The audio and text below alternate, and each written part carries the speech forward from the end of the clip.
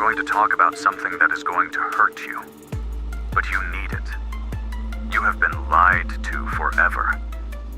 They have made you believe that what you feel is love, when it is really fear. Fear of being alone. Fear of not being enough. Fear of not being loved. Fear of not having someone who validates you, who makes you feel like you are worth something. But tell me the truth.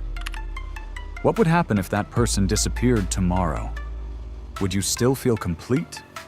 Or would you crumble like a poorly built structure, which only stood up thanks to the presence of another? That knot in your stomach, that tremble in your hands when a message is not answered, that insomnia that makes you check their last connection time and again, that is not love. It is anxiety disguised. It is attachment. It is emotional dependency. And the worst of all, you confuse it with love, because no one taught you to love without needing. Carl Jung said it brutally. The meeting of two personalities is like the contact of two chemical substances. If there is any reaction, both are transformed. But you are not transforming. You are getting lost. You are molding yourself in the image of another so that they do not leave. You are reducing yourself, denying yourself, betraying yourself. Because it terrifies you that the other might not choose you. Because you believe that without them, you are nothing. Here is the truth you do not want to hear. It is not love what you feel. It is an addiction. You are hooked on the other as someone hooks on a drug. Because it makes you feel something that you alone do not know how to give yourself. Because it calms a void that you do not even dare to face head-on. Do you know what attachment is? It is the illusion that you need someone to survive. It is that internal whisper that tells you, without them, I die. But you do not die. You face it. You rebuild yourself. You transform. Because absence, when you know how to look at it with brave eyes, becomes your greatest teacher. Attachment is fear. Love is freedom. Attachment chains you. Love expands you. And as long as you do not understand that difference, you will continue to confuse cages with hugs. You will continue to believe that to love is to possess, to hold, to secure. But true love does not need locks. It does not need eternal promises. It does not need certainties. Jung understood this. He knew that the human being projects his voids onto others, that he seeks outside what he lacks inside. And that is why attachment is so common, because we live with open wounds that we try to close with someone else's skin. We become emotional vampires, absorbing the other's energy, feeding off their presence to avoid looking at our own lack. But there is a turning point, a moment when you hit rock bottom, when you realize that the love you thought you had is not saving you, it is sinking you. And there begins the detachment. Not as a cold renunciation, not as an emotional disconnection, but as a profound act of self-love. Detaching is not ceasing to love. It is starting to love without chains. It is letting go of the fear of loss. It is understanding that authentic love does not demand permanence, nor sacrifices that destroy your essence. Authentic love invites you to be more you, not less. To grow, not to diminish. To fly, not to stay still. Detachment is internal revolution. It is telling fear, you no longer command. It is looking into the void and not trembling. It is understanding that you do not need anyone to feel complete, because you already are. Even if you do not yet know it. Even if you still find it hard to see. And yes, it will hurt. The process of letting go hurts like tearing off a part of the soul, because you have lived so long believing that the other was indispensable, that you forgot how to walk alone. But believe me, it is possible. And when you achieve it, when you truly free yourself, everything changes. Not because the world changes, but because you no longer see it from lack, but from fullness. Detaching is not closing the heart. It is opening it, but without conditions. It is loving without fear. It is saying, I love you, but I do not need you to be happy. And that, although it sounds contradictory, is the greatest act of love you can offer. Because then you love without pressure, without manipulation, without expectations. You truly love. Jung spoke of the process of individuation, a path of self-discovery in which you integrate yourself, get to know yourself, become one with yourself. And from that place, you can relate without losing yourself. You can share without needing. You can love without depending. Because you are no longer empty. You are no longer broken. You are no longer looking for someone to complete you. You are choosing to share what you already are, not what you lack. But that requires courage. Because attachment is comfortable. Although it hurts, it is familiar. Detachment, on the other hand, throws you into the abyss. It forces you to confront yourself. It leaves you alone with your shadows. And that is where many stop, because they prefer the known prison to the emptiness of freedom. But do you know what lies beyond the abyss? Peace. A peace that does not depend on anyone. A stability that does not wobble with absences. A love that is born from within and projects outward, not the other way around. And then you understand. You understand that letting go is not losing. It is recovering, recovering yourself, rebuilding yourself, reconnecting with your power, with your essence, with your true self. True love does not hurt. It does not distress. It does not manipulate. It does not demand that you renounce yourself to maintain it. If it hurts, if it makes you feel small, if it robs you of peace, it is not love. It is attachment. And that bond, no matter how much it is disguised as romance, is an emotional prison. Do you want to truly love? Learn to be alone. Learn to embrace your solitude. Get to know your dark corners. Sustain yourself when everything falls. Do not depend on the reflection of another to see yourself. Only then can you look someone in the eyes and say, I choose you, but I do not need you. And that is brutal. Because most do not love, they cling. They cling to another not to face themselves, to not feel the vertigo of their own lack of self-love. And so they live, tied, dependent, broken, confusing love with suffering, intensity with authenticity, passion with dependence. But there is another path. More difficult, yes, but truer. The path of conscious detachment, the path of emotional freedom, the path that leads you to love from abundance, not from lack. Look inside. Ask yourself, why does letting go hurt so much? What part of me do I believe dies if the other leaves? What void am I trying to fill? And there, right there, is the root of your attachment. Rip it out. Not with anger, with compassion, with love, with patience. Because it is not about hating the other. It is about loving yourself enough not to depend on anyone to feel that you exist. And that, although it hurts at first, is the purest form of love that exists. Remember this: love is not possession. It is free presence. It is voluntary companionship. It is dance, not chain. If you have to retain, force, or control, it is not love. It is fear, and fear does not build. It destroys. So let go. Let go with dignity. Let go with love. Let go knowing that letting go is not losing. It is choosing yourself. And when you choose yourself, when you embrace yourself, when you stop searching outside what you already carry within, the world changes. Because you no longer beg for love. You no longer accept crumbs. You no longer cling to someone who cannot sustain you. You no longer lose yourself in the other. Now you have yourself. And that is the most powerful thing you can achieve. Detachment is not coldness. It is emotional maturity. It is awareness. It is knowing that everything that arrives can leave, and still be at peace.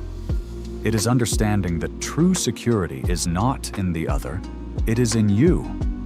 And from that security, you can love without fear.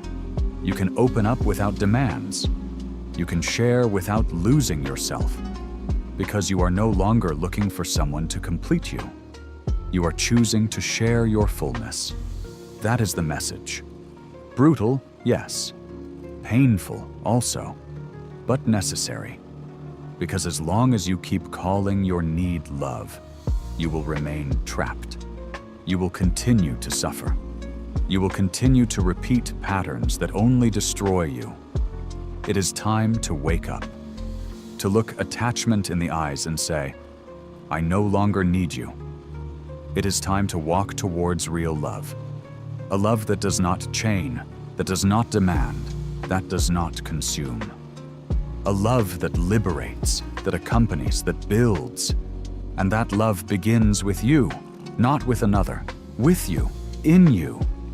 Because when you are okay with yourself, everything else falls into place, everything else aligns. And then, yes, you can truly love. And now I want you to think about this. What if emotional attachment not only distorts your idea of love, but also distorts who you are? Because here comes an uncomfortable truth. When you attach to someone, you unconsciously start to mold yourself to fit their expectations. You stop being you to be what you think the other needs. You become an edited version of yourself. And do you know what is most tragic about that? Many times, not even the other asked you for it. You did it out of fear, out of that unconscious impulse that if you do not adapt, they abandon you. And here we enter into something deeply Jungian. The shadow. That repressed part of you that you do not show, that you hide, that you ignore. But that is still there.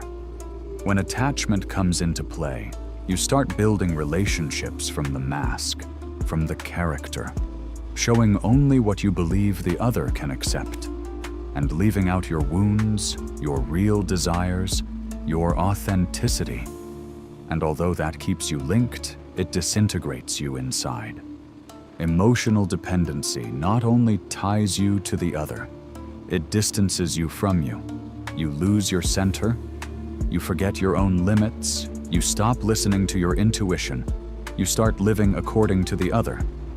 If they are okay, you are okay. If they move away, you crumble. You become a reflection, not a person, but an echo of someone else's emotions. What happens when you become that echo? You empty yourself. You start to live with chronic anxiety, but disguised as love. Every decision, every word, every silence of the other becomes a test, a threat, because your emotional stability no longer depends on you, but on someone else. And that is very dangerous, because no one, absolutely no one, has the obligation to sustain your inner world. Here is where relational neurosis appears. A concept not much talked about, but very real. It is that state in which your romantic links become scenarios of cyclical suffering. And you repeat it without realizing it, because the pattern is engraved in your subconscious. Jung knew it. Everything that we do not make conscious manifests in our life as destiny. And you repeat the same type of relationship again and again, with different faces but the same story. Relationships where you love from the need, where you sacrifice yourself to be loved, where fear is the true engine. But there is something even darker: idealization. That distortion you create when you put the other on a pedestal. You are not seeing the real person. You are seeing an image that you projected. And the higher you place them, the smaller you become. And here everything breaks, because love needs equality. And when you minimize yourself, the link ceases to be loving and becomes emotional servitude. So, what is the way out? Going inward, towards the uncomfortable, towards that corner where your misunderstood solitude dwells. Because if you are not capable of being with yourself, you will continue searching for someone else to do it for you. And the worst, you will demand it. You will become demanding, controlling, insecure. Not because you are bad, but because you are hurt. And you are trying to use love as a bandage when what you need is emotional surgery. Jung spoke of the integration of the anima and animus, the internal feminine and masculine energies that we all carry. When they are not integrated, we search outside what we lack inside. And that search leads us to attachment. But when you do the internal work, when you recognize yourself as complete without needing another to complement you, there occurs the miracle. You start to link from desire, not from need, from choice, not from fear, from awareness, not from lack. And then, love changes shape. It ceases to be urgency and becomes expansion. You no longer seek that the other saves you. You seek that the other walks with you. You no longer demand, you propose. You no longer retain, you share. Because you no longer love from hunger, you love from abundance. But getting there involves crossing a desert. The desert of detachment, an arid space, lonely, full of mirrors, where you face yourself, where you can't blame anyone, where you have to look at yourself with brutal honesty and say, "This is not love. This is fear of being alone." And that phrase, although it hurts, is the beginning of your freedom. Because once you see it, you cannot unsee it. You can no longer settle for mediocre relationships. You can no longer continue confusing intensity with love. You can no longer continue sacrificing your peace for the company of someone who doesn't even see you. You have awakened. And although that implies losing people, it also implies recovering yourself. And it is here where the process becomes sacred. Because you understand that detachment is not coldness, it is healing. It is not indifference, it is respect for yourself. It is not resignation, it is choice. It is saying, "I love you, but not at the cost of myself." It is having the maturity to let go of what does not add to you, even if it hurts. It is stopping to negotiate your value for a dose of attention. And something brutal happens when you achieve it. Your emotional vibration changes, and you start to attract different bonds. People who do not seek to complete you, but to accompany you. Who do not need you, but choose you. Who do not absorb you, but empower you. Because you are no longer vibrating from lack, but from integrity. And here comes the most fucked up and most beautiful thing at the same time. Many will leave. Many will not know how to love your freedom. Many will not withstand that you do not need them, because they are used to being someone's oxygen. And when they see you breathe alone, they feel useless. But that is not your problem. Your only responsibility is with yourself. This is the true path of transformation. When you stop begging for love and start becoming it. When you no longer seek someone to embrace you to not feel alone. Because you learned to embrace yourself. When silence is no longer an enemy, but a temple. When you discover that your value was never in the gaze of another, but in how you look at yourself when no one sees you. And yes, there will be relapses. Because we are human. Because the fear of loneliness does not disappear overnight. But every time you choose your peace over the company that breaks you, you are rewriting your history. And that is power, that is love, that is freedom. Do you want to truly love? Stop asking to be completed. Start completing yourself. And from there, share. Because authentic love doesn't need chains, only wings. Wings to fly together, or separately, but always in peace. Because real love doesn't tie, it accompanies. And that is what really matters. And if you have gotten this far, It is because something inside you knows it.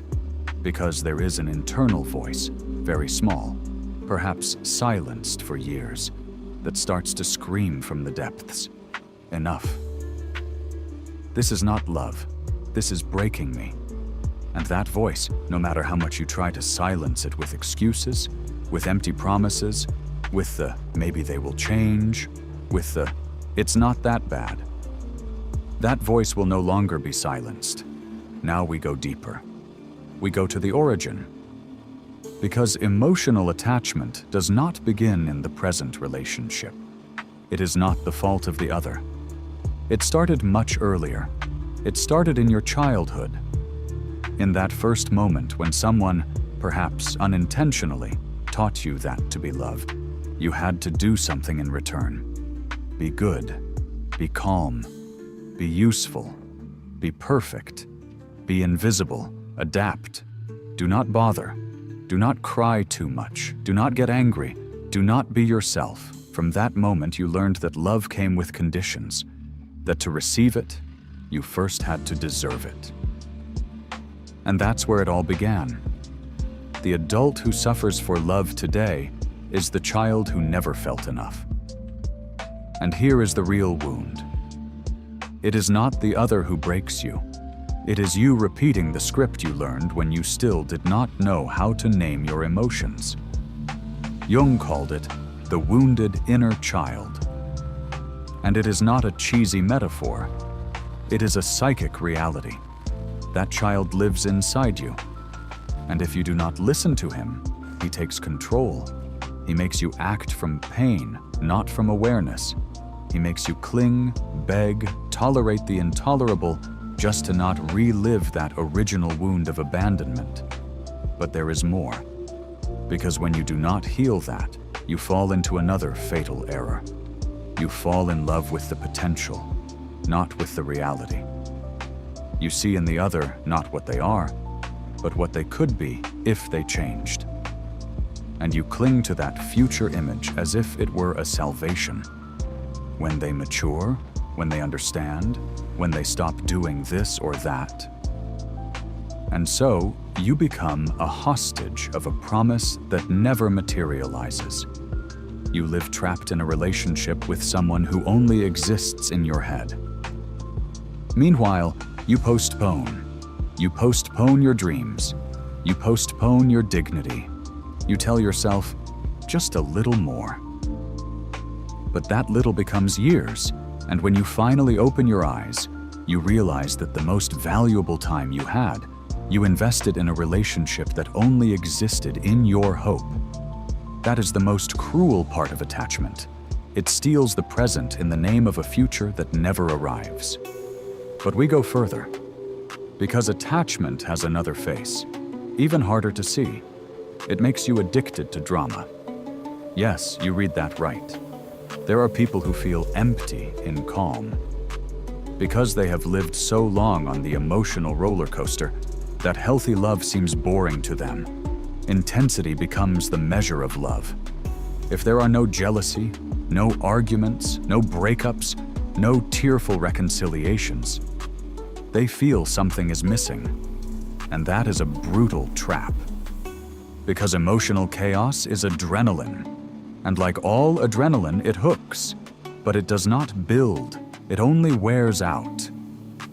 Have you noticed how sometimes you reject those who love you well? Those who do not demand that you break yourself to deserve it. Those who give without asking you for anything. Why? Because your emotional system is used to pain. Because you do not know how to receive without paying with suffering. Because you do not know what to do when there is no fight. And that too is attachment. An attachment to pain, to the known, to what destroys you but feels familiar. So, how do you break the cycle? First, by becoming aware. Stop justifying what hurts. Stop romanticizing what makes you small. No, jealousy is not love. No, suffering does not validate the intensity of a relationship. No, loving should not cost you mental health. Second, stop looking for solutions outside. Stop waiting for the other to change, to value you, to realize what they have. Start looking at yourself. Because the love you demand is the love you do not give yourself. Here comes a forgotten but vital concept: self-affirmation. Being able to say, "This is what I am, this is what I feel, this is what I need, this is what I do not tolerate," and maintaining it, even if that means losing the other. Because losing someone who cannot love what you are is not a loss. It is a blessing. But you do not see it until you learn to stand alone. Until your value does not depend on the echo you receive, but on the strength you generate from within. And now we go with something more existential. What if love was not a goal, but a consequence? What if what you really have to search for is not a partner, but an internal integration? Because when you are aligned with yourself, what comes from outside no longer unbalances you. It does not come to complete you, but to add up. And if it goes, it does not destroy you. It moves you, yes, it hurts you, of course. But it does not break you, because you are already whole. Jung spoke of the self as the core of your deepest identity, a center that is not altered by external wind. When you live from that center, you no longer need to be approved, validated, or sustained by another. You become your own anchor. And from there, any relationship you build will be freer, cleaner, truer. Because it does not arise from emptiness, but from the meeting between two complete beings. And yes, this sounds nice, but the path is hard. You will cry. You will want to go back. You will miss even what hurt you, because your mind is conditioned to seek the known, even if it breaks you. But every time you choose your peace over the drama, every time you embrace yourself in the midst of emptiness, you are freeing yourself. You are reprogramming your emotional history. You are stopping to repeat the wound and starting to write from the scar. And the most fucked up thing is this: you will have to accept that not everyone you love is prepared to love you back. You will have to look someone in the eyes and recognize that it is not their fault, nor yours. It simply is not. It does not fit. It does not flow. And letting go is not failing. It is maturing. It is recognizing that loving also means knowing when to stop, when to close the door, when to let go, not because you do not love, but because you love yourself. That is real detachment, not resignation, not coldness, not indifference, but love in its purest state. Love that allows itself to leave when staying means ceasing to be oneself. And when you reach there, something inside you is released forever. Because you discover that your greatest love story is not with another person. It is with you, with your process, with your growth, with your freedom. And from that place, everything else is transformed. And now that we have traveled this labyrinth together, I want to take you to the end point, but not to close, but to open your eyes in a way that perhaps no one has dared before. Look, I'm going to tell you something that probably no one has told you like this, with this harshness. The love of your life is not a person. It never was. The love of your life is your path, your evolution, your consciousness. The love of your life is you, when you finally stop betraying yourself. And what you call loss is often the way life rips out what no longer makes sense. What is holding you back? What prevents you from blossoming? But of course, it hurts. It hurts to detach. It hurts to stay alone with oneself. It hurts to look around and see that the person who filled your mind and body is no longer there. But what if that pain were necessary? What if it were the fever before healing? Because yes, detachment burns. But what comes after is clarity, a brutal clarity. The clean gaze, the silent soul, the heart finally breathing without chains. Because here goes something that few understand. It is not the same to be alone as to feel empty. Being alone is a state. Feeling empty is a wound. And when you heal that wound, solitude stops being a punishment. It becomes a temple, a refuge, a sacred place where you can finally listen to yourself without the noise of the world. And then something almost mystical happens. You no longer need to beg for love. You no longer chase anyone, because you realize that no one is as valuable as your peace. No one is worth enough to make you lose yourself to retain them, because you did not come to this life to beg. You came to create, to discover yourself, to rise, and if someone wants to walk with you, great. But if not, you continue. Not out of pride, out of awareness. So keep this in mind. Love is not what ties you. It is what allows you to let go. True love is not that intense connection that makes you feel alive one second and dead the next. True love is the one that doesn't need to shout to be felt. The one that doesn't demand absurd sacrifices. The one that doesn't make you choose between you and the other.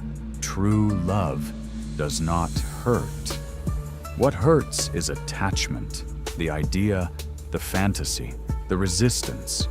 And now that you know, what are you going to do with this? Are you going to continue living in dependency? Or are you going to dare to cross the bridge to you? Because the path begins there, just when you decide to stop begging for love and start cultivating it within you.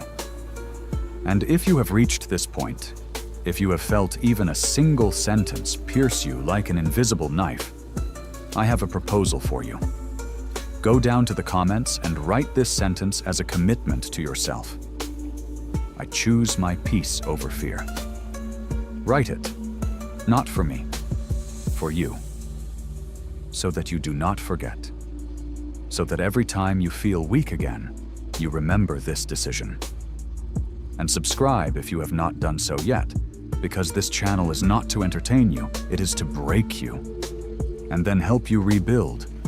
Here you do not come to hang out, you come to wake up. And if you are ready for more uncomfortable truths, more brutal psychology, more revelations that make you look at your life with different eyes, stay. And now, I say goodbye. But not with a goodbye, no. I say goodbye with a warning. From this moment, you will no longer be able to love the same. You will no longer be able to relate the same, because now you know, now you see. And once you see the truth, there is no going back. See you in the next video. Or rather, we meet where it matters most. Inside you,